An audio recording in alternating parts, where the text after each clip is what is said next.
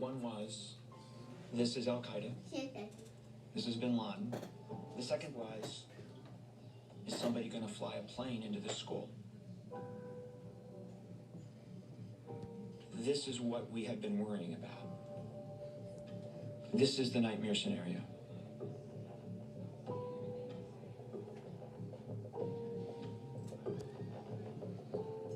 Today, we've had a national tragedy.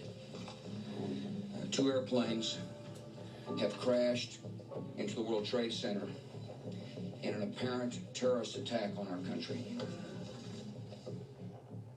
At the White House, Richard Clarke is in the Situation Room, coordinating the nation's emergency response as the attacks unfold. What I had up on the TV screens were the command centers. And at one point, it became very clear that the Pentagon had been hit. The people I was talking to, they had felt it, and then they smelled smoke. Oh my goodness, there is smoke pouring out of the Pentagon. One eyewitness is quoted as saying he thinks a plane crashed into the Pentagon.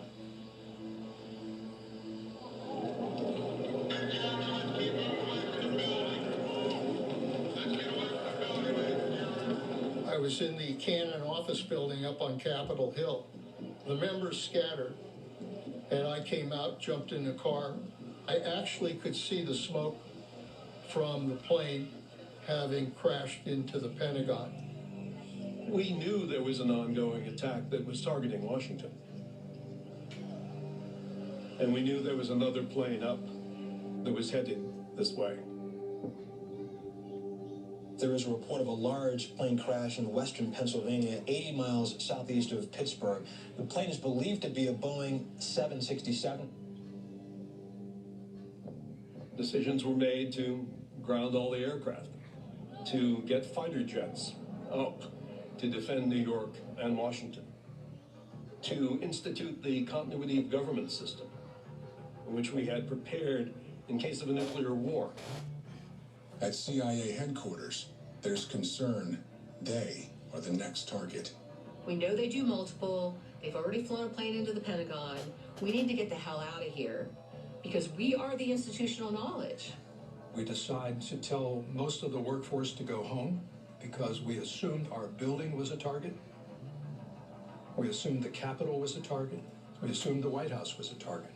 Cofer Black said the Counterterrorist Center wants to stay, so we kept them there. We said to Cofer, they may die. And he said, then they'll have to die. The president asked to see me alone. The president looked me in the eye and he said, Michael, who did this? He said, Mr. President, I think when we get to the end of the line, we're going to find bin Laden and we're going to find Al Qaeda. And I told him that I was so confident in that judgment that I would bet my children's future on it. After an hour or so, a young analyst came running in, and this analyst had obtained copies of the manifests of the plane that hit the Pentagon. And the names of these two people were on that manifest, Al-Hamzi and Al-Mihdhar, the two people we'd been looking for. Al-Hazmi and Al-Mihdhar were the two who had been in the Kuala Lumpur meeting, the two who had shown up in Los Angeles, the two who had been in the United States for over a year, and two of the people who would die on 9/11 as hijackers.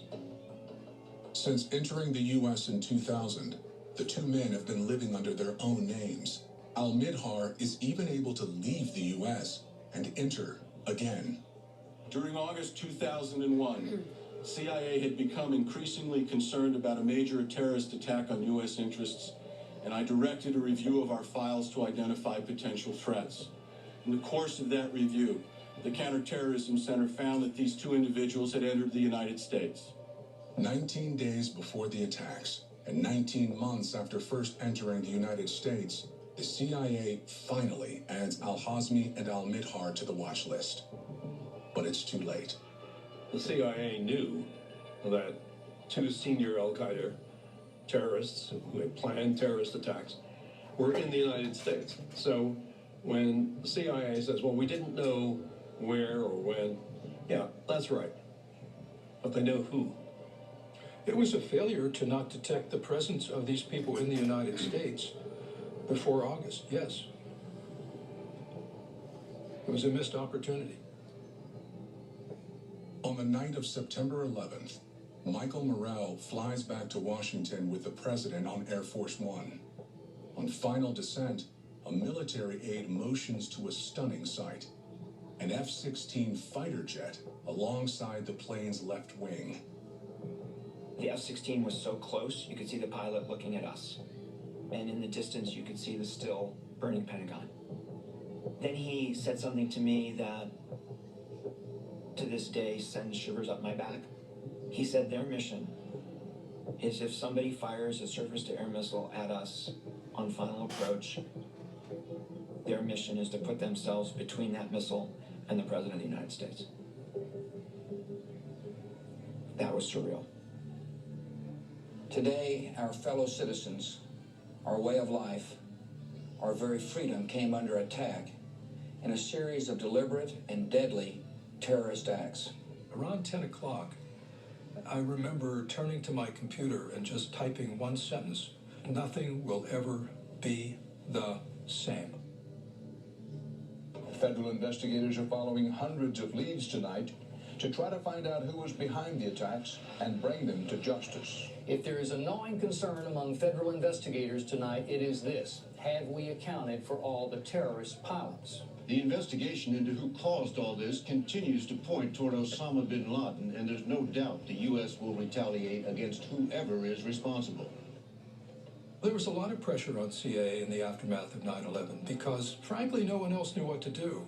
We had to unpack the threat matrix that we were going to report to the president the next day. We had to make immediate decisions on what actions had to be taken overnight to stop the next range of terrorist attacks. I was sending teams of analysts around Washington with maps to show people this is what Afghanistan looks like, here are the countries that border it. On September the 12th, we saw the president and told him that what we were going to propose to do was put CIA teams on the ground, marrying up with the tribes, create the ground for special forces to arrive. We were going to basically go after Al-Qaeda and the Taliban. The CIA said, we have a plan. And that's when President Bush said, it's your war, go get them.